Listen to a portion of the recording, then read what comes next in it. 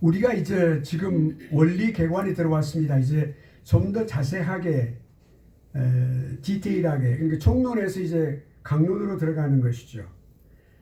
그래서 이제 이 원리 개관에서 지식의 외적 원리, 우리가 지식을 얻는 데 있어서 외적인 원리를 이제 생각을 하는 거죠. 그러니까 내적인 원리와 외적인 원리가 있습니다. 그러니까 어떻게 우리가 지식을 얻느냐. 이 신학에 있어서 신학에서 우리가 지식이라고 말할 때는 가장 핵심되는 지식이 뭐냐면 핵심되는 지식이 뭐냐면 하나님에 관한 지식이에요.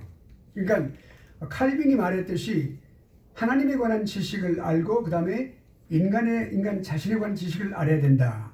그러니까 지식이 완성이 된다 그랬는데 맨 먼저 하나님에 관한 지식을 알아야 되는데 우리가 지식을 말할 때 하나님에 관한 지식을 가장 핵심적으로 이제 생각을 하는 거죠.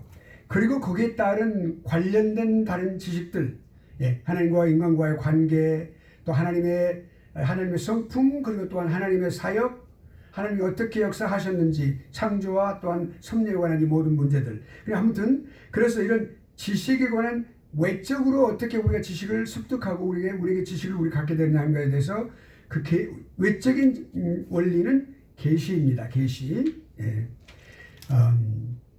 이 계시에 관한 것을 좀 더 깊이 생각을 하겠습니다. 우리 조직 신학에 있어서 이 교회 신학에 있어서 서로는 다른 말로 표현하면은 계시론입니다. Revelation, 계시에 관한 거죠. 종교에 관한 것을 공부를 하면서 그 종교의 핵심되는 것이 계시거든요. 그리고 그 계시를 우리가 좀 더 깊이 생각을 하는 겁니다. 그러니까 그 계시라고 또한 그렇게 다르게 부르기도 합니다. 결국엔 종교를 생각할 때의 핵심적인 그런 중요한 요소는 뭐냐면 계시입니다. 그러니까 계시가 없는 종교는 존재하지 않았다. 인간이 하나님으로부터 지음을 받은 직후부터 시작된 이 종교는 인간의 역사와 함께 시작됐는데 인간의 역사와 함께 시작된 종교가 무엇과 함께 시작됐다?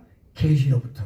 계시라고 하는 것은 우리가 하나님 편에서 생각할 때 하나님 자신을 어떤 여러 가지 많은 방법을 통해서 수단 방법을 통해서 자신을 보여주시는 거죠. 그럼 우리가 지난번에 하나님께서 어떻게 자신을 계시하는가에 대해서 생각을 했어요. 하나님께서 자신을 계시하실 때 자연을 통해서 그러니까 우주 만물을 통하여 지금 우리가 보에이저라고 하는 우주선에 관한 그런 소식이 많이 들려오고 있어요. 그 보에이저 우주선이 무슨 거냐면 1970년대에 지금으로 비약한 43년 전, 그리고 정확하게 44년 전에 이 보에이저가 1호와 2호가 이제 우주로 발사가 됐었습니다. 그러니까 지금까지 약 43년 동안을 우주를 지금 현재 날아가고 있어요. 그래서 이제 지구에서 출발을 해가지고 태양계를 전부 수금지, 화목도, 천해명, 명왕성까지. 그러니까 요즘 과학자들은 명왕성을 제외시키기도 해요. 우리가 배울 때는 아홉 가지 행성으로 했죠. 그러니까 항성이 태양입니다. 그리고 행성이 9개의 행성이 있어요. 그 지구도 행성 중에 하나인데, 그래서 이제 왜냐하면 그 명왕성이라고 하는 그 이 별은 자꾸만 지금 태양계에서 멀어져 가고 있거든요. 그래서 빼야 된다. 그런데 아니다. 다시 또 돌아올 수 있는 그런 여러 가지 왔다 갔다 하고 있기 때문에 포함돼야 된다. 이렇게 여러 가지 과학자들이 논의하고 있는데 이 보에이저 1호와 2호가 얼마 전에 시차를 두고 발사가 돼가지고 이 태양계를 완전히 다 지금 통과해가지고 벗어났어요. 그래서 우주 속으로 지금 계속 가고 있는데 얼마만큼 약 6억 그러니까 6만 킬로 시속 6만 킬로미터로 달리고 있어요. 그건 날아가고 있는데 지금 그런 속도로 가고 있고 지구와 우리 태양과의 거리가 약 한 1억 4,690만 킬로미터 지금 거리가 돼 있죠. 그러니까 우리가 생각하면 얼마나 거리가 멀다는 알 수가 있죠. 그런데 중요한 게 지금 그거 말하려고 하는 게 아니에요. 이 우주 속에 지금 이 보이저가 지금 보낸 것들이 전부 사진도 그렇고 많이 보내오고 여러 가지 많은 것도 보내는데 가장 특이한 것이 하나가 있어요. 우주의 소리를 들려오는 거예요.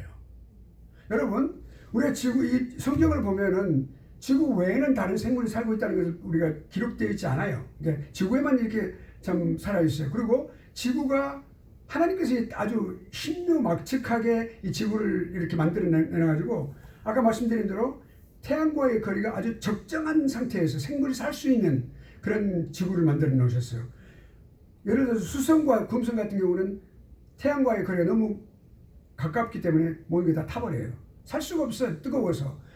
화심하고 설심하고 400도, 500도, 600도 막 이렇게 되니까 태양의 표면의 온도가 6000도니까 말이죠. 그래서 타져버린단 말이죠. 그리고 또 그 다음에 우리 다음에 있는 행성이 뭐냐면 화성이죠. 화성도 벌써 추워서 안 돼요. 화성으로부터 계속 점점 멀어갈수록 영하 200도, 50도, 200도, 50도 같으면 살 수가 있는데 200도, 300도, 500도 이렇게 막 주니까 살 수가 없는 거예요. 그리고 이제 그래서 거기에 있는 그 공기들의 질이 말이죠. 질소 같은 게 많고 산소가 있어야 되는데 없는 거예요. 살 수 없는 거예요. 그런데 이 보이저가 아주 특이한 것이 뭐냐면 보내오는 것이 뭐냐면 우주의 소리를 보내오고 있는 거예요.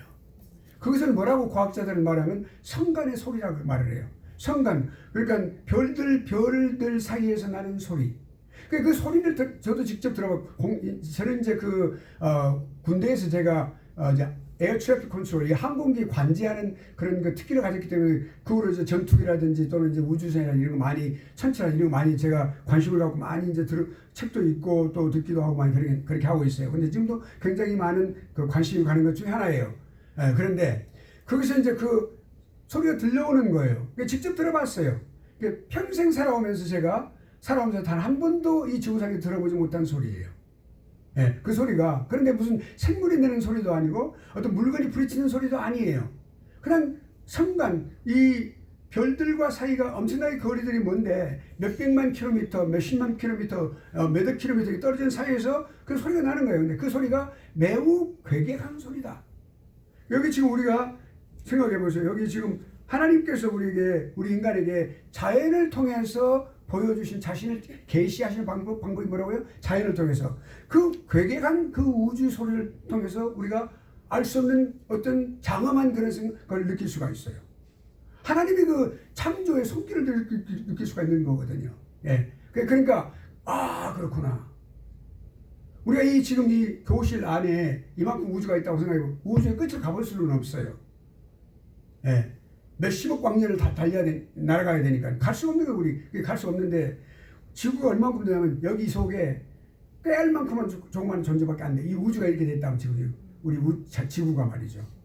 근데 그런 많은 은하수도 있고 은하수들 말이죠. 이렇게 우리 지구가 포함된 은하계도 굉장히 큰 은하 중 하나예요. 그런 그 안드로메다라는 이렇게 은하수들이 많은데 그런 것들이 아주 천천히 별들이 박혀 있는데 그 별들 간의 거리가 엄청난 거리단 말이에요. 근데 그 성간 소리가 그 별들 사이에서 나는 소리, 그 기괴한 소리가 들려오는 게 그것이 무엇을 가져오느냐? 우리 마음속에 이것이 저것은 인간이 만들어내는 소리예요. 저것은 하나님 만들어내는 소리가 아니고 전화기는 게 꺼야 되죠. 하나님 설명 들려오도록. 죄송합니다. 자, 그래서 그러니까 우리가 자연을 통해서 두 번째는 이제 특별 계시라고 해서 하나님의 특별한 이 언어를 통하여 기록된 언어, 이것이 완성된 계시예요. 66권은 완성된 계시예요. 그래서 계시를 통한 특별 계시를 통하여 이 특별 계시는 특별히 인간 구원을 위하여 하나님께서 특별하게 하나님의 계획과 예정하심과 그리고 어떻게 하나님께 역사하시고 그 어떤 방법으로 인간을 구원하시고 인간이 구원받고 나면 인간은 어떻게 변화되고 인간은 새 사람 돼서 어떻게 살아가고 그리고 이 인류의 마지막은 종말은 어떻게 달려가고 있는가 이 모든 것을 이 성경에서 기록하고 있는 거예요. 특별 계시. 그 다음에 세 번째로는 뭐예요? 예수 그리스도를 통해서 하나님께서 나타내셨어요. 그게 클라이막스예요. 계시의 클라이막스예요. 두 번째는 뭐였죠? 성경. 자 그러면 여기 보니까 여기 지금 지식의 외적 원리라고 말할 때 계시라고 하는 것이 지금 여기서 중요한 것은 뭐냐면 이제 우리가 들어가 보겠어요. 종교와 계시의 관계는 아주 밀접한 관계에 있다. 마치 빵과 빵과 안고의 관계에 있다 이렇게 말할 수가 있어요. 필수적으로. 그러니까 하나님의 우리가 종교라고 그러면 그게 가장 중요한 핵심, 다른 말로 표현하면 기독교라고 그러는데 종교라고 그러면 모든 다른 종교들을 포함하는 거예요. 사실은요. 참 종교는 우리 기독교죠. 생명의 종교니까. 그러나 하나님의 존재와 계시예요. 그리고 그 계시를 인식하는 인간들, 사람들, 그 계시를 인식하는 이성적인 존재, 그 사람이 누구예요? 사람이에요. 그 하나님을 알 수가 있는 거예요. 이 지식이라고 말할 때 하나님을 아는 지식을 말하는 거예요. 그게 단순히 하나님을 아는 지식은 그냥 단순한 어떤 knowledge 지식이 아니라 믿음을 바탕으로 한 신뢰와 믿음을 바탕으로 한 지식을 말하는 거죠. 그래서 그렇게 우리가 이 계시를 말할 때, 이 외적 원리를 말할 때, 계시를 말할 때는 그것을 우리가 말할 수가 있는 것이죠. 그러니까 이제 우리가 이렇게 어떻게 해서 우리가 이런 어떤 사악한 삶을 살아가는 이 세상 속에서, 악으로 아주 점철된 이런 인간 사회 속에서 어떻게 인간이 악으로부터 구원을 받을 수 있는 것이냐. 그것이 중요한 거예요. 종교를 통해서. 우리가 기독교라는 그런 중요한 생명의 종교를 통해서 그렇게 하는 거죠. 근데 그것이 뭐냐면 그 종교가 구원의 종교인데, 기독교가 말이에요. 그러니까 이것을 우리 종교라고 하는 관점에서 보고 있어요. 모든 종교적 교리는 구원 교리에 해당되는 거예요. 구원 교리. 계시가 지금 계시가 핵심되는 것이 구원 교리라고 말이죠. 구원과 관련되는 것이에요, 계시는. 자, 그러면 우리가 한번 질문을 해볼 수가 있어요. 뭐요?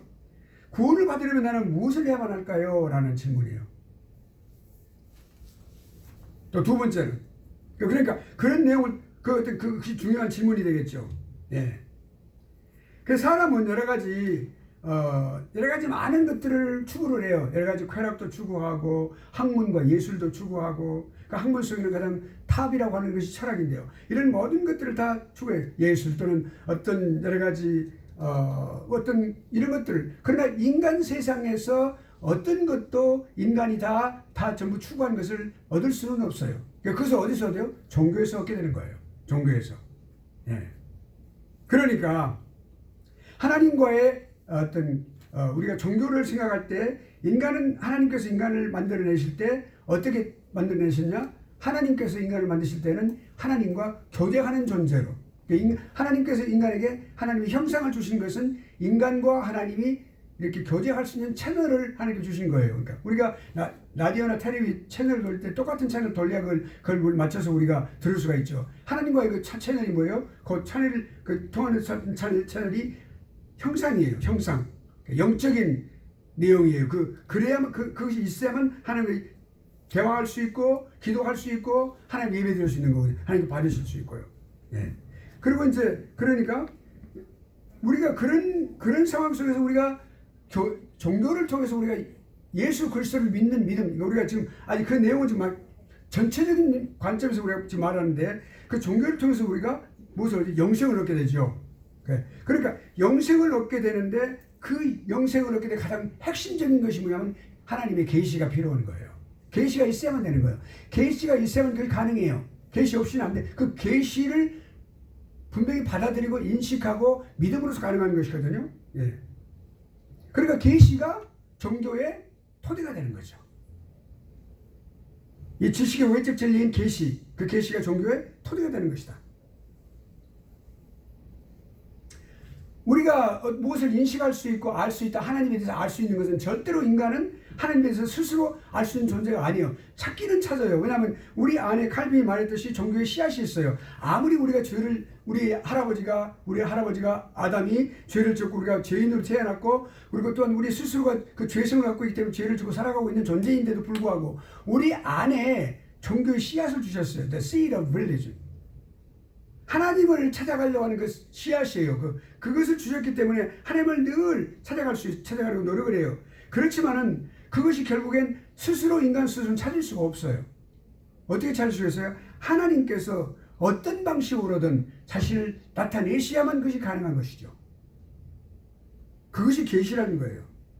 그러니까 반드시 종교는 계시가 있어야만 가능하다. 아시겠죠? 이해하시겠어요? 예. 자, 그러면 이제 좀 더 내용을 더 들어가 보겠습니다. 계시에 관한 중요한 일반적인 개념을 한번 생각해 볼까요? 계시를 영어로는 revelation, revelatio. 그 단어에서 뭐라고 말하면 그 가장 중요한 뜻이 뭐냐면 얼굴을 다 가리고 있어요. 베일. 예, 그 얼굴을 갖다가 그 fail이라고 하는데 그거를 갖다가 완전히 벗겨내는 걸 말해요. 벗겨내는 거. 네. 얼굴을 벗겨내는 거. unveiling. 예. 그러니까 완전히 드러나는 걸 말하는 거예요. 그러니까 벗겨내는 행위 또 다른 면으로는 드러나는 것을 말하는 것이에요. 그러니까 revealing이란 말이에요. 그러니까 첫째는 능동적으로 actively 무슨 뜻이냐면 하나님께서 스스로 자신께서 하나님 자신이 말이죠. 능동적으로 긍정적으로 그 능동적으로는 하나님께서 이 피조물과 관계를 늘 갖고 계시는 거예요. 하나님은 창조하신 이후부터 늘 창조가 끝나면 하나님께서 하시는 일이 뭐예요? 하나님이 창조하셨잖아요. 하나님이 사역을 두 가지로 딱 나눌 수 있어요. 가장 중요한 건 하나는 하나님의 창조예요. 하나님께서 창조하신 거예요. 그럼 하나님은 창조하시고 그냥 그대로 그냥 내버려 두셨냐? 그렇지 않아요. 반드시 창조 직후부터 뭐가 들었냐면 섭리로 들어가셨어요. 그러니까 하나님의 가장 중요한 사역 두 가지를 들라 그러면 창조와 섭리예요. 창조와 섭리. 그러니까 하나님께서 창조하시고 나서 섭리를 하실 때 관계를 가지셔야 되겠죠. 우리 인간과 관계를 가지시고 이 우주 만물과 관계를 늘 갖고 계시는 분이세요. 그러니까 잘못된 우리가 신정통주의라고 말하는 칼 바르트가 유명한 학자임에도 불구하지만 분명하지만 그 사람이 잘못 발견한 게 뭐냐면 하나님은 한 번 창조를 하시고 나서 멀리 초월해 계신다 그렇게 말을 했어요. 초월이십니다. 그냥 그렇게 강조를 해버렸어요. 그럼 창조를 하고 나서 한번 역사에 그 인간의 역사의 지구에 한번 빛이 쨍 하고 그냥 이렇게 선방처럼 탁 부딪히고 갔는데 그 후로는 아무런 뒤로 물러나 계시고 아무런 섭리도 안 하고 계신다라고 말을 했어요. 그 대단히 잘못된 것이죠. 그러니까 불가지론이라는 것이 나왔어요. 하나님을 알 수가 없다라고 나왔어요. 그 대단히 잘못된 거예요. 그게 아니고 하나님께서는 그렇게 창조하시고 난 직후부터 인간과 모든 우주 만물과 관계를 갖고 계세요. 지금도 하나님께서 우주 만물을 통치하고 계시기 때문에 이 우주가 질서 있게 절대로 부딪히지 않고 그렇게 존재하고 있는 거예요. 지금도. 우리 인간이 그렇게 살아갈 때 말이죠. 그렇게 하나님께서 지금도 그렇게 섭리하고 계세요. 매 순간순간 한 개인의 삶을 우리 모든 사람들 우리 하부들의 모든 개인의 삶을 그 사람의 맞춤형 연단이라고 그래요. 그것을. 맞춤형 연단을 통해서 사람 성격이 다 틀리거든요. 어떤 사람은 괄괄한 사람이 있고 어떤 사람은 소심한 사람이 있고 그런 것에 맞춰서 하나님은 하신다고. 그 사람이 아주 괄괄한 사람이고 아주 목이 고든 사람이라 그러면 강력하게 하나님은 강하게 그 사람을 꺾으시고 아주 그 사람이 말 잘 듣고 오는 사람 같으면 그러려무나 이렇게 부드럽게 말씀하셔서 그렇게 하시더라고요. 그러니까 맞춤형 연단을 통해서 그를 승리하고 계시는 거예요. 네. 그러니까 그런 관계 속에 있을 때 그렇게 하나님의 자신의 뜻을 전달하시는 거예요. 그 지식을 사람에게 전하시는 거예요. 이것이 하나님의 능동적인 하나님의 활동 때문에 그렇게 된 거예요. 그것이거든요. 그 다음에 두 번째로는 이것이 계시라고 하는 뜻에 담겨져 있어요. 우리 계시를 생각할 때 그걸 생각해야 돼요. 그러니까 우리가 말씀을 우리가 강단에서 교회에서 또는 어디 선교회에서 어디 선교지에서 말씀을 전할 때 늘 생각해야 돼요. 하나님은 능동적인 면이 계시구나. 그게 우리가 신학을 말하는 게 아니지만 우리 안에 그게 녹아져 있어야 돼요. 여러분이 그래서 이 조직신학을 제대로 공부해야 될 이유가 또 공부를 하셨지만은 이것을 분명하게 확실하게 재정립을 해야 될 이유가 뭐냐면 그것이 녹아져서 우리 뇌리 속에 녹아져서 우리 영혼 속에 녹아져서 이거를 하나님의 말씀을 그대로 잘 풀어서 그대로 전할 수 있어야 되거든요. 그러니까 하나님은 그렇게 하신다. 하나님 주권을 말해야 되거든요. 그걸 모르는 사람들은 잘 못 전해요. 그러니까 인간이 더 강하고 하나님의 모든 뜻을 거부할 수 있다라고 말한단 말이죠. 그런 큰 실수를 범하는 것이죠. 자, 그럼 두 번째는 수동적인 의미예요. 하나님께서 그 결과를 그렇게 하셔서 능동적으로 그 결과가 뭐냐? 이것이 수동적인 의미예요. 계시의 결과가 뭐냐? 계시 하나님께서 주셨잖아요. 그 결과가 어떤 결과를 가져오느냐? 이게 중요하거든요. 네. 자, 그러니까 우리가 신학을 공부할 때 이 단어가 어떤 결과만을 가져온다고 생각하면 신학은 절대로 하나님의 능동적인 그런 면을 더 강조해서 그렇게 그 결과를 가져올 수도 그렇게 연구하고 또한 그걸 학문화시키고 세계화시키는 것이죠. 그러니까 하나님의 어떤 자발적이고 의식적이고 능동적인 것에 의해서 그런 행동을 통하여 계시가 주어지는 거란 말이에요. 이게 하나님 주권이에요. 하나님 편에서 먼저 그렇게 시작하셨어요. 예. 그냥 주어져서 주어져서 우주 과학자들 잘못된 사람들이 말하듯이 빅뱅이라고 그래. 우주가 그냥 빵 해가지고 이게 됐다. 이거 잘못된 거죠. 이게 그렇게 어떤 수동적으로 된 게 아니고 하나님께서 능동적으로 창조하셨죠. 태초에 하나님이 천지를 창조하시니라. 이것부터 시작한 거예요. 하나님께서 능동적으로 하셨어요. 그렇게. 예, 능동적으로. 이것이 우리 안에 분명히 계시라고 생각할 때 그걸 우리가 갖고 있어야 되겠습니다. 그래서 그 내용을 더 깊이 생각해 보면 이제 드러내다, 드러내다 또는 다른 사람으로 하여금 상대방으로 하여금 어떤 대상으로 하여금 알게 한다, 계시한다. 구약 성경에서는 갈라라고 하는 단어, 갈라, 벗겨지다.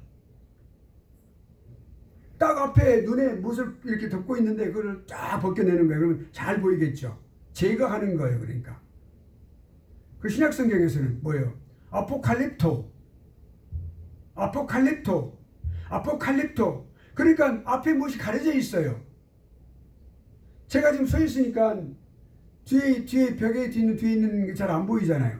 이 십자가가 잘 안 보이고 내가 이렇게 옆으로 서면은 이 십자가가 잘 보이겠죠. 그러니까 이렇게 아포칼립토라는 것은 뭐냐면 뒷부분이 딱 가려져 있는 것을 그 앞에 그냥 덮고 있는 것을 제거시킬 때 그 제거시킨다는 그런 뜻을 갖고 있는 거예요. 그러니까 reveal 또는 disclose.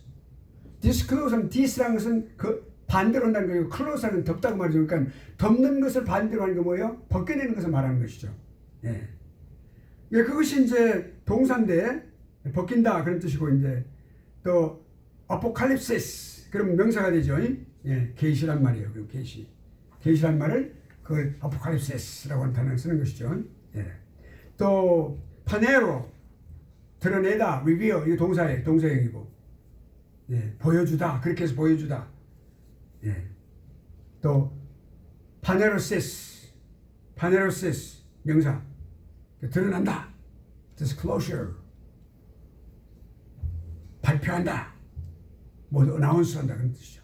그러니까 사람들에게 잘 알려지지 않은 것을 알려주는 것, 지금까지 전혀 알지 못하던 것들을 알려주는 것, 이것이 하나님의 계시라 이렇게 말을 하는 것 우리가 생각하면 되겠습니다. 자, 그러면 그걸 한번 생각해 보죠.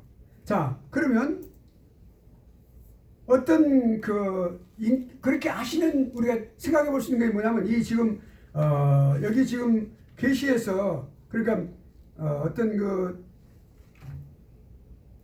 계시를 우리가 말할 때 존재론적으로 말할 때 어떻게 말하면 그 계시를 주장하고 계시는, 계시를 시행하고 계시는, 계시를 그렇게 하고 계시는 인격적인 존재가 계신다.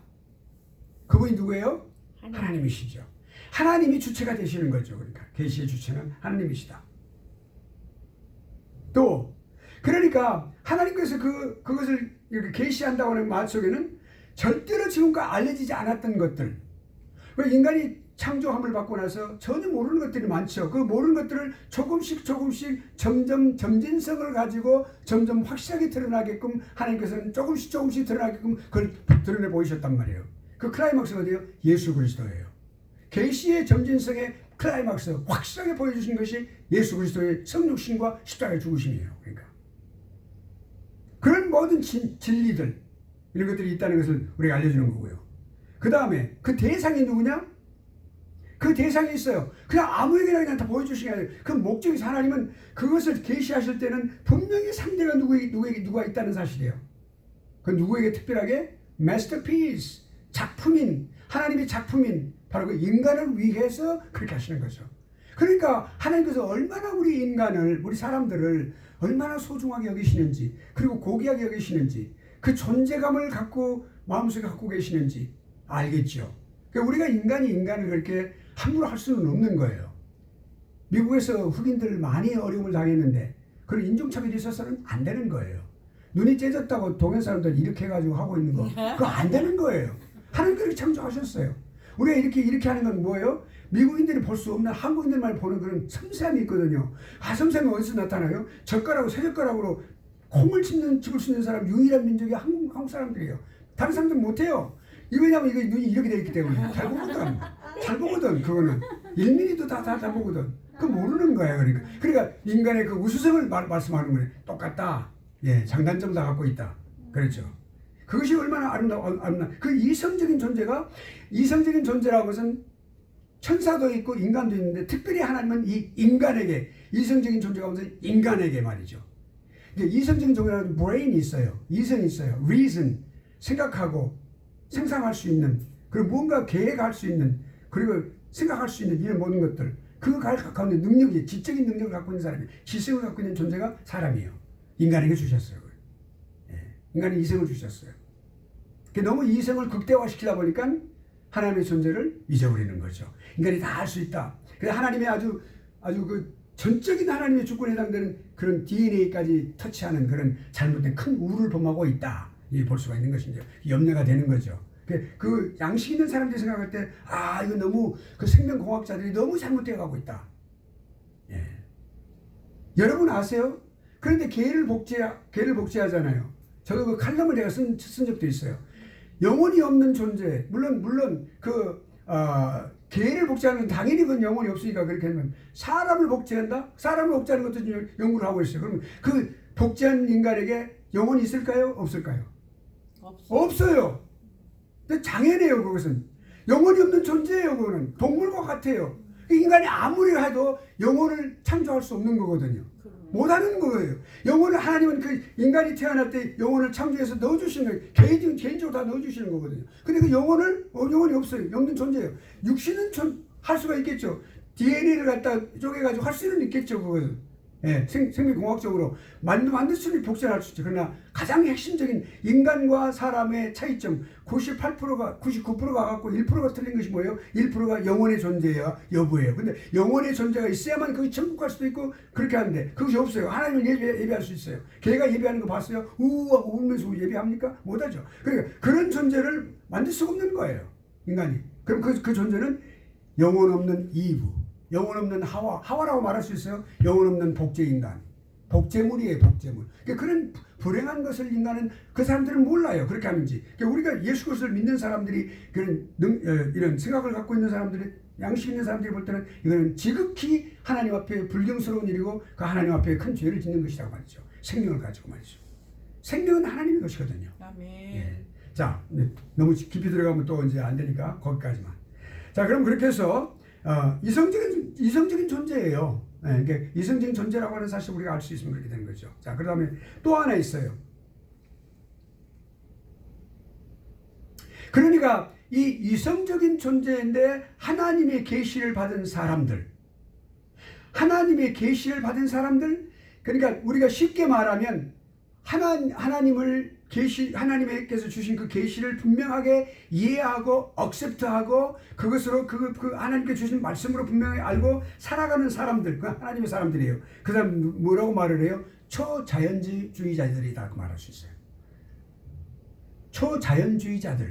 자연주의자들이란 제가 여기 밑에 각주에다가 아주 자세하게 그냥 페이지 전부 다 되도록 그렇게 제가 했어요. 그 131번을 보면은 초자연주의에 반대되는 개념이 자연주의예요. 이 자연주의자들이 굉장히 위험한 존재들이에요. 물질적인 세계 외에 다른 것을 생각하지 못하는 사람들이에요. 모든 것을 물질적인 것으로 설명하는 사람들이에요. 인간도 물질로만 생각을 해요. 영혼이 있는 존재라기보다는 그냥 물질, 그냥 브레인과 육체가 있는 존재다 그렇게만 생각하는 거예요. 예, 영혼을 갖다 중요시하지 않아요.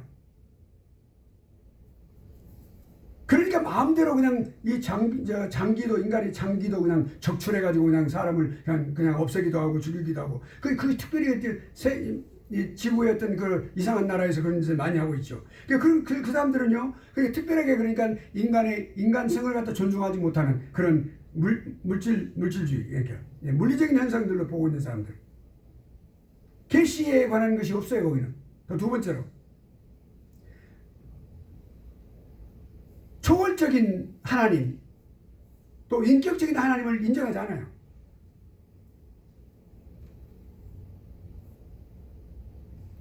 범신론과 같아요. 모든 것이 다 똑같아서 모든 많은 신들을 갖다가 이렇게 섬기고 또 그렇게 생각하는 그런 거. 계시가 없어요, 거기에. 비인격적, 모든 것이 비인격적, 하나님, 인격적인 하나님을 절대로 인정하지 않아요. 자연주의자들은. 그러니까 자연주의를 뭐라고 하면 이신론이라고 말을 해요. 이신론은 정말하면 하나님을 갖다 믿지 않고 모든 존재가 초월자도 모두 자연의 일부다. 그렇게 말하는 사람들이에요.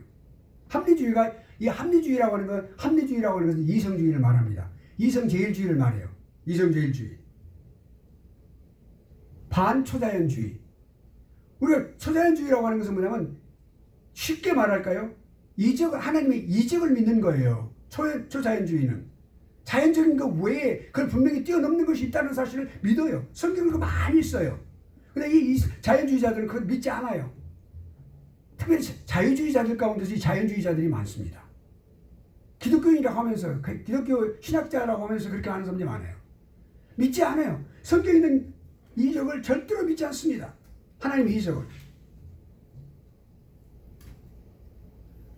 그러니까 자연에 있는 자연을 통한 것들, 자연을 통해서 그런 것은 믿어요. 그러나 그 더 이상은 믿지 않은 거예요.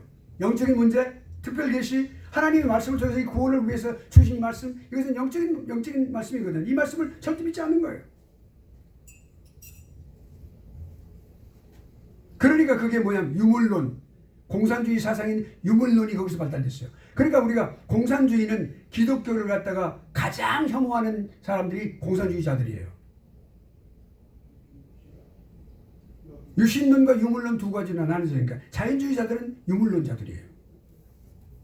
그것도 우리가 잘 봐야 돼요. 자, 그러면 우리가 이제 이렇게 우리가 이제 계시에 관해서 그런 배경과 또 기초에 대해서 우리가 생각해보고 역사적인 관점에서 이 계시를 어떻게 생각할 수 있느냐 한번 생각해보죠. 이거 베일리 이 교수는 스코틀랜드가 원래 그 존 낙스가 이제 태어난 곳이고, 그래서 그 장로교의 처음 출발을 했고, 종교 개혁이 이 존 낙스가 칼빈에게 직접 가서 배우고 와서 거기서 이제 스코틀랜드에서 그렇게 후배로서 그렇게 이제 종교 개혁을 아주 명실공히 그렇게 수행을 했던 바로 그 장소가 스코틀랜드예요. 그 스코틀랜드와 이 존 낙스의 중요한 그 연관된 것이 있죠. 존 낙스가 그렇게 하나님을 기도했어요. 이 스코틀랜드를 저에게 주십시오. 국가를 달라고 하는 기도하는 사람도 있었어요. 존 낙스가 그랬어요. 완전히 그래서 아주 복음화시킨 그런 놀라운 역사를 갖고 있는데 그 곳에서 태어난 곳이 바로 이 베일리, 존 베일리라고 이분이. 그분이 이제 훌륭한 그런 그 교수였고 또 교장도 했었고 신학교. 이제 우리가 구분을 한번 생각해 보겠습니다. 그 구분을 원시 시대 역사적인 관점에서 계시를. 그러니까 원시인들은 종족끼리 모였죠. 뭐 한족, 예를 들어서 뭐 또 이제 신라라든지 또는 그 앞에 그 전에 또 뭐 가야국이라든지 이런 여러 가지만 여러 가지 또 이렇게 삼국이라든지 또 후삼국이라든지 또 고려라든지 또 조선시대라든지 조선시대는 좀 많이 또 이렇게 후대가 되겠습니다만 아무튼 그런 그 오래된 그런 원시인들은 종교에 관해서 어떻게 했느냐 그 종족적인 모임이 있었어요. 우리가 이제 그 요세미티 같은 데 가보면은 그 인디안들이 살았던 곳에 종교적인 모임의 자리가 있어요. 이렇게 그 유적이 있어요. 이렇게 유적이 있는데 거기는 다 전부 풀을 다 제거해가지고 아주 넓은 터로 이렇게 만들어가지고 거기에 큰 돌들을 다 놓고 이렇게 둥그렇게 앉아가지고 이 제사를 지냈던 그 종교적인 모임을 가졌던 회의도 하고 했던 그런 장소들이 그대로 보존된 것을 알 수가 있어요. 그런 종족들 그렇게 그런 종족 위주의 그런 모임을 가진 것이 역사적으로 원시 시대의 그런 현상들이었어요. 종교적인 모임을 그렇게 가졌어요.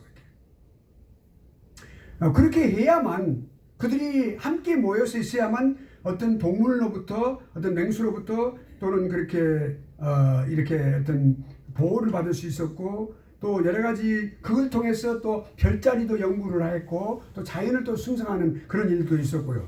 그래서 그렇게 종족 이렇게 모임을 가지면서 그 가운데서 가장 연로하고 또는 영적으로 영감을 갖고 있는 사람이라고 생각하는 사람이, 영적인 사람이 또 그것을 이제 얻고 그리고 또 얻었다고 생각하고 또 그 사람이 또 그걸 또 이제 인도하고 또 이렇게 그렇게 또 지도하고 하는 그런 것을 그렇게 표현을 하는 그런 삶을 살았다고 볼 수가 있어요. 그런 것들이 여러 가지 벽화라든지 또는 유물들을 통해서 알 수가 있습니다. 그 많은 것은 없어요. 이제 신석기 시대 또는 구석기 시대, 신석기 시대에 그런 것도 우리가 많이 볼 수가 있고 그 이후로도 그렇게 많이 볼 수가 있고 또 특별히 또 이제 뭐 17세기, 16세기, 18세기까지도 그런 것을 그렇게 해왔던 것을 우리가 인디안들의 그 생활, 그 이주를 통해서 우리가 알 수가 있는 것이죠. 두 번째로는 헬라 시대입니다. 여러분이 헬라 시대를 매우 중요하게 봐야 됩니다. 헬라 시대가 사실은 기독교와 이 종교와 기독교와 정반대되는 그런 길을 갔던 문명입니다. 어떤 사람은 헬라 문명이 이 기독교에 영향을 끼쳤다고 그 말을 하고 있는데 잘못된 것이에요. 한번 그렇게 말한 줄 한번 생각해 볼까요? 헬라 문명이 기독교에 영향을 끼치다고 그러면 여기 신약 성경을 기록한 것도 그 영향을 미쳐서 그렇게 됐다고 그러는데 그러면 인간이 만들어 놓은 그 어떤 문명, 물질 문명 또 문화를 통해서 그렇게 정신 문명을 통해서 그렇게 그것이 기독교에 영향을 끼치다면 이 기독교에 기록된 이 성경들이 그러면 하나님의 영감으로 기록된 말씀이라 그렇게 인정할 수 있겠어요? 안 되죠. 그런 결론을 가져오는 거예요. 아주 위험한 잘못된 생각이죠. 오히려 기독교가 헬라 문화에 많은 영향을 끼쳤어요. 그리고 헬라 문화가 갖고 있는 것들과 기독교의 하나님 말씀이 이 특별 계신 말씀이 기록된 것들이 완전히 상충하는 것을 볼 수가 있어요. 그러니까 헬라인들은 아주 굉장히 그 당시에 굉장히 지식인들이었습니다. 그러니까 헬라인들의 특징은 뭐냐면 하나의 신을 섬기는 것이 아니라 많은 다수의 신을 섬겼어요. 다신론이에요. 그러니까 우리 기독교는 다신론이 아니라 유일신을 섬기는 겁니다. 유일신 하나님, 삼위일체 하나님, 일체 하나님, 한 하나님을 섬기는 생명의 종교예요. 그런데 이 헬라 사람들은 다신의 사람들이었어요. 바로 그게 가장 중요한 것이 뭐냐면 아덴이에요. 우리가 사도행전에 보면은 아덴에서 그 사도 바울이 아주 힘이 아주 노하고 또 노했어요. 그걸 보고 아주 울부르게 참지 못했어요. 그걸 보면서 그 알지 못하는 신, 언노운 신이라는 그 재단을 보면서 곳곳에 그렇게 알지 못하는 신에게라고 재단을 만들어 놓은 것을 보고 이 사도 바울이 그렇게 아주 마음속에 아주 억장이 무너지는 것을 볼 수가 있어요. 그들은 무슨 신에게, 누구의 어떤 신에게 이렇게 제사를 지내고 경배하는 것도 모르면서 그렇게 했어요. 그래서 사도 바울이 그렇게 했어요. 너희가 알지 못하는 신에게라고 하는 그 신을 내가 너희가 가르쳐 주리라. 그분이 바로 너희의 생명을 너희에게 만들었고 그리고 너희들 사는 지경을 지정하셨고 어떻게 살으라고 어디로 가서 살으라고 말씀하신 바로 그분이다. 생명을 주신 바로 그분이 하나님이시다.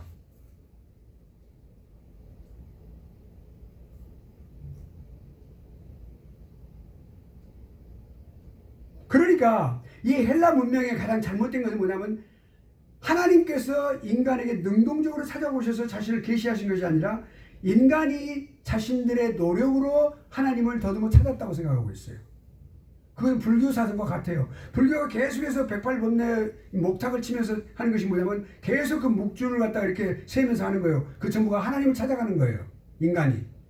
인간의 능력으로는 부패된 인간의 속성으로서 하나님 찾을 수 없어요. 그렇게 하나님께서 들어오시면 하나님께서 예수 그리스도를 통해서 오신 것이 바로 하나님께서 찾아오신 거예요.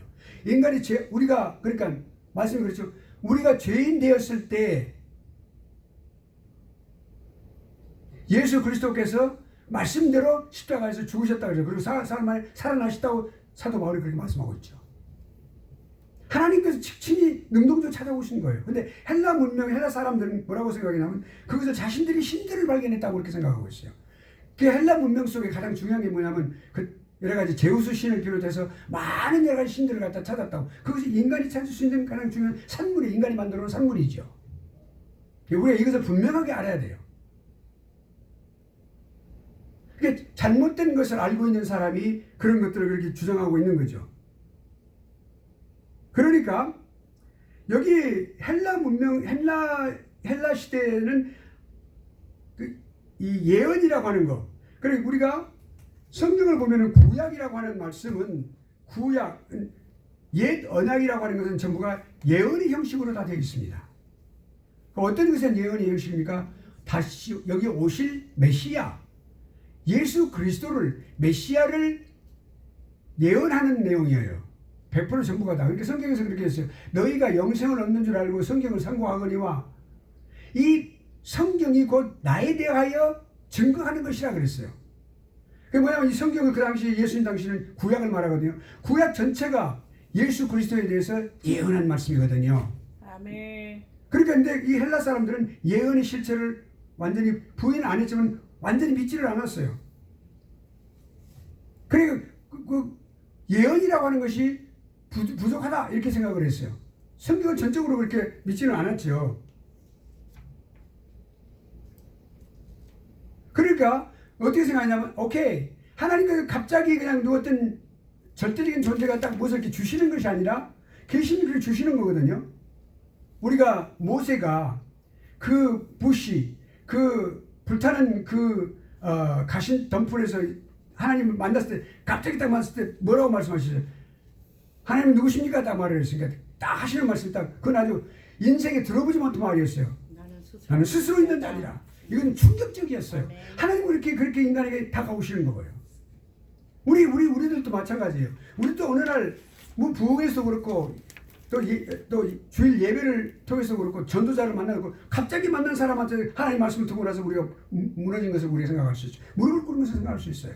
갑자기 하나님 우리에게 그렇게 말씀을 주시는 거예요. 그러니까 그것이 그렇게 했다고 이 헬라 사람은 그렇게 생각하지 않았어요. 내가 계속해서 인간이 생각을 많이 하고 또 많이 하고 하는 결과 얻어진 선물이라고 생각을 했어요. 그러니까 하나님의 이 영감, 하나님의 어떤 그 능동적인 어떤 계시 이것을 완전히 부인한 거예요. 그러니까 우리가 헬라 문명과 우리 기독교의 관계를 완전히 정립하는 것이 필요해요. 잘못된 것은 그 우리가 이 신학을 갖다가 혼돈시키는 그런 잘못된 것임을 우리가 알 수가 있는 것이죠. 중요합니다. 네. 그러니까 결국엔 헬라 사람들 시대의 사람들은 뭐냐면 오케이 자연과 하나님은 하나다. 하나님도 자연의 일부다 그랬어요. 인격적인 하나님을 전적으로 믿지 않는 것은 범신론, 다신론 그리고 범신론. 그러니까 우리가 자연을 대연구해야 된다 그랬어요. 그래야 종교적인 지식을 우리가 알 수가 있다 그랬는데 한번 생각해 볼까요? 조직신학적인 관점에서 볼 때 자연은 하나님께서 계시하신 계시의 일부에 지나잖아요. 알죠? 그러니까 계시의 일부에 지나지 않는 거예요. 그러니까 그 일부에서도 하나님을 알 수는 있어요. 그러나 완전하지 못해요. 왜냐하면 그 자연은 인간을 구원할 수 있는 능력이 없거든요. 예, 그것을 우리가 잘 알아야 되겠죠. 그 다음에 이제 그 후로 헬라 시대 이후로 17세기 왜 17세기냐면 16세기 때에 종교개혁이 이제 발발을 했죠. 그래서 종교개혁 시대는 성경으로 돌아가자. 헬라 시대의 성경을 따라서 완전히 무시하고 하나님의 계시, 특별 계시를 완전히 무시한 시대가 있었어요. 또 특별히 또 이제 천주교 로만 카톨릭이 이렇게 완전히 잘못된 것으로 인간의 그 실천 행동하는 것으로 구원을 얻는다고 우리 생각을 해서 잘못 가르쳤는데 토마스 아퀴나스라든지 이런 사람들이 그래서 했는데 그것을 갖다 정립하는 것이 성경으로 돌아가자. Going back to church, 그러니까 the Bible, 성경으로 돌아가자. 그렇게 해서 정립을 했어요. 근데 그거로 이제 약 1세기, 2세기 지나면서 결국에는 뭐예요? 여러 가지 많이 점점 이제 이렇게 특별 계시와 자연 계시, 자연을 통해서 계시하시는 거 자연 계시가 말하는데 또 이제 특별 계시는 하나님의 말씀을 통해서 구별을 자꾸 구별을 지우는 것이 구별을, 네, 구별을. 그 이중적인 개념을 만들어놨어요. 경계선을 이제 이렇게 이제 분명하게 이제 이렇게 만들어가지고 그렇게 해서 하나님의 말씀을 이렇게 제외시키는 그런 결과를 17세기부터 시작을 했어요. 그리고 이제 17세기 들어가면서부터 이제 그 계몽주의라고 하는 것은 인간의 합리주의를 이제 가져왔는데 그것이 이성주의예요. 이성제일주의. 인간의 이성제일주의를 아주 그것을 이제 특별하게 주장을 했죠. 그래서 이 특별 계시를 갖다 완전히 희생시켜 버리고 하나님의 자연 계시를 강조해 버렸어요. 자연 계시 속에서 하나님을 전적으로 할 수 있다. 그래서 거기서는 자연 신론, 이신론이라고 그래요. 그러니까 deism.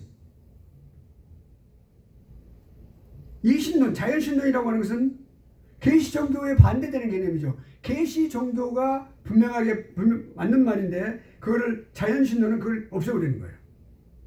계몽주의 시대에 인간의 이성. 그래 인격의 신을 믿지 않는 거예요. 그래서 자연신론, 그 이신론을 갖다가 또 발발시켰고 합리주의, 이성주의. 인간의 이성이 가장 최고다. 사고방식을 일단 만들어냈고 자연의 빛이라고 말을 했고 이렇게 점점 이제 그 자연으로 돌아가는 그런 잘못된 그런 개념을 가지고 있었죠. 그리고 이제 또 기독교는 단지 어떤 그 논리적으로 찾지 못하는 어떤 것들을 위해서 그 유익을 위해서 존재하는 것이다. 그런 것이다. 이렇게 말을 하고 그렇게 이제 치부를 했습니다. 기독교가 많은 그 위기에 처하는 그런 시기가 이제 19세기로 들어가게 됩니다. 19세기에서 가장 유명한 그 인물을 슐라이르 마크하고 그 다음에 칸트예요. 지난번에 말씀을 드렸었죠. 슐라이르 마크는 경험주의자. 감정을 위주로 하는 그 경험주의자. 인간의 경험은 다 틀리잖아요. 근데 그 경험을 바탕으로 그 기준이 돼야 된다라고 말했던 사람이고 칸트는 이성을 갖다 순수 이성과 그리고 실천 이성을 강조하면서 이성의 가장 최고의 그 이성을 갖다가 그렇게 주장을 했던 그런 사람. 그러니까 현대 자유주의가 이렇게 19세기로 들어오면서 자유주의가 계속해서 이런 칸트와 또는 슐라이르 마크 또는 리출 같은 사람들, 리출도 같은 맥락의 사람들입니다.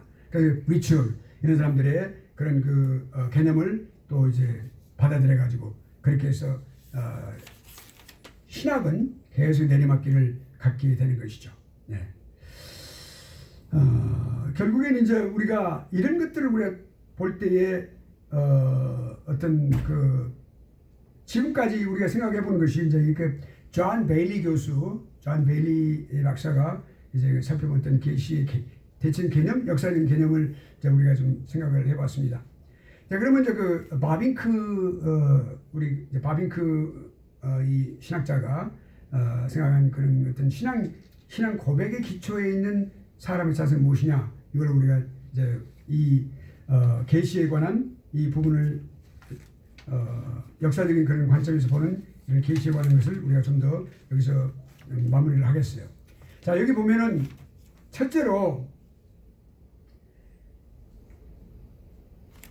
선언적으로 이게 무슨 말이냐면 사람이 태어날 때 원래 갖고 태어난 것 이걸 말하는데 계시가 무엇인지 설명하거나 그렇게 하지 않고 계시가 무엇인가 라는 어떤 질문이 있죠. 그러면 이것을 기독교의 가장 중요한 그 요소가 무엇이냐? 가장 중요한 건 뭐냐면 기록된 말씀, 기록된 계시인 성경 말씀. 그리고 실제로 그것이 그냥 생각으로만 되어진 것이 아니라 반드시 실질적으로 그것이 어떻게 있느냐, 그 실천과 관계되는 것 이것이다. 이렇게 반드시 그러니까 하나님께 주신 이 특별 계시인 기록된 말씀, 그 계시의 말씀은 그것이 사실이고 그 사실이고 그리고 또한 그 사실뿐만 아니라 그것이 우리의 실제적인 생활, 실질적으로 어떻게 우리가 살아가느냐 하는 것과 관계되는 것이다 라고 말을 했어요. 또 하나님께서 자신을 어떻게 계시하는가,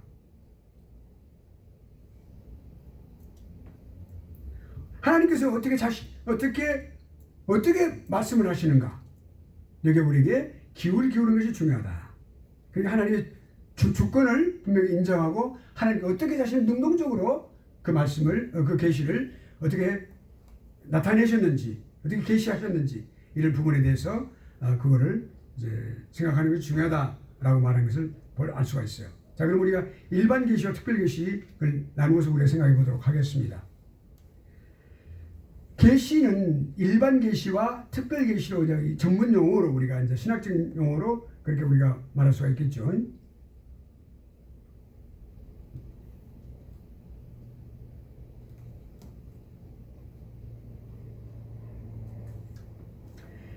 일반 계시를 다른 말로 표현하면 자연 계시라고 말하죠. 또 특별 계시를 다른 말로 말하면 초자연 계시라고 말할 수 있죠. 그러니까 일반 계시와 특별 계시의 구분.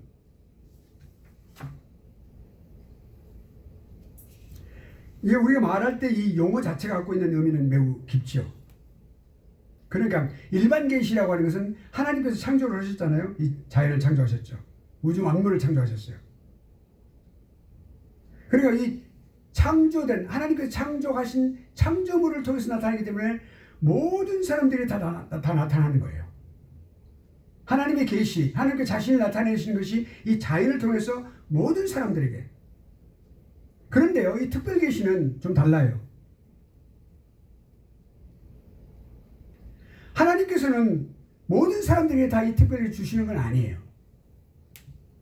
물론 우리가 어떤 여행을 갔을 때 가족이 여행을 간다든지 어떤 모임을 갖는다든지 뭐 이런 우리 어떤 숙박업소에 들어가 보면은 아주 좋은 곳에 보면은 항상 그 서랍 속에 뭐가 들어있어요? 성경이 들어있죠. 네. 그러니까 성경이 들어있으니까 모든 사람들에게 성경이 주어진다 생각을 하지만 사실 물론 그것은 프린트를 해서 그렇게 되어 있지만 사실 하나님께서 이 특별 계시를 주시는 목적은 누구에게요? 택정함을 받은 사람들에게 주시는 거예요, 사실. 아멘.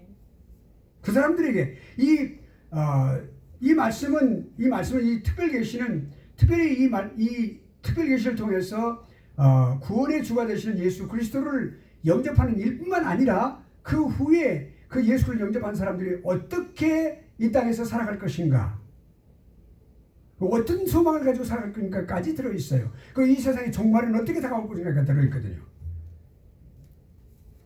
그러니까 결국엔 아까 말씀드린 대로 일반 계시는 창조를 기초로 한 것이기 때문에 모든 피조물들을 상대로 한 것이지만 그러니까 결국 어떻게 돼요? 죄를 지었어요. 모든 사람들이 다 이 자연 계시다 보면서 알 수가 있는 거예요. 그러니까 그것을 다 아는 사람들이 죄성을 갖고 있기 때문에 그 형상이 완전히 부패가 되기 때문에 영적인 통찰력이 사라졌기 때문에 다 알 수는 없어요. 그러나 모든 사람들이 보여지는 거예요. 다가오는 거예요. 하나님께서 그 계시야.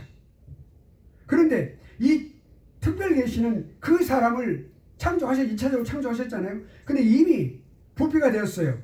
형상이, 하나님의 형상이 깨어졌어요. 부패가 되고 망가졌어요. 근데 그걸 다시금 재창조하시는 그런 목적을 갖고 있는 거죠. 그러니까 뭐예요? 이 인간을 위해서만 이 특별 계시를 주신 거예요. 그 인간이 누구예요?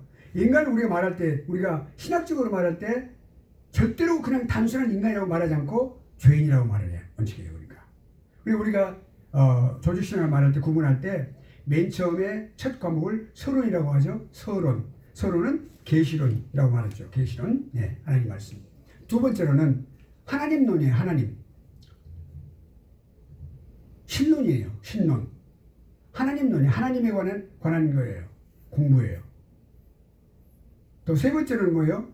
사람에 관한 건데 그냥 단순히 인간론이 아니에요. 인재론 그래야 돼요. 하나님과의 관계 속에서 우리 인간이 어떤 존재인가를 나타내기 위해서 인재라는 단어를 쓰는 거예요. 단순한 인간이 아니고 anthropology라고 말을 하는데 그 anthropology라고 하는 담겨져 있는 뜻이 뭐냐면 인재, 인간의 죄악과 관계된 거예요. 죄인으로서의 하나님 앞에 서는 거죠. 네. 그리고 나서 그 다음에 오는 것이 뭐예요? 그리스도로, 예수 그리스도. 그 죄인에게 필요한 분이 누구예요? 예수 그리스도거든요. 네. 자, 그러니까 중요한 게 뭐냐면 죄인들을 위하여. 죄인들을 어떻게 구원하기 위해서 그 구속을 목표로 그 대상이 누구예요? 죄인들이죠. 네. 이 말씀은 죄인들을 대상으로 하는 거예요. 첫째, 용서받지 못한 죄인들이 있어요. 아직 예수 그리스도 영접하지 못한 사람들. 또 용서받은 죄인들. 여러분과 저와 같은 사람들. 용서받은 죄인들이에요. 우리도 아직도 죄인이에요. 그러나 용서받은 사람들이에요. 우리는. 예, 예수 그리스도를 통해서. 아멘. 십자가의 죽으심을 통하여. 아멘, 아멘. 예, 하나님의 전적인 은총을 통해서. 그러니까 그 대상이 다르죠. 그러니까 영적인 사람만이 이해할 수 있어요. 그러니까 이 말씀은요. 그러니까 처음에 전도할 때 성령께서 그 사람의 영적인 눈을 열어주시죠. 반드시 전도할 때 들어가는 말씀이 요한복음 3장 16절의 말씀이에요. 하나님이 세상을 이처럼 사랑하사, 그 세상이 누구냐? 선생님과 같은 분이 있는 세상입니다. 자매님이 계시는 바로 그 세상이 바로 이 세상입니다. 자매님도 선생님도 바로 이 세상의 일부입니다. 하나님은 선생님을 그렇게 사랑하시는 거예요. 이렇게 시작하는 거죠. 독생자를 주셨어요. 하나님이 하나밖에 없는 한 분 아들님을 보내주셨어요. 왜 그러셨을까요? 죄인들을 위하여. 그래 그 이름을 믿는 자, 그 이름이 누구예요? 죄인을 그 죄로부터 구원할 자이신 분, 오직 한 분이신 바로 독생자 예수 그리스도. 예수 그리스도를 믿는 자에게만 그 사람들이 멸망하지 않고, 가만 놔두면 그냥 멸망합니다. 죽습니다. 지옥에 가는 거예요. 그런 길목에 서 있는 우리들을 위해서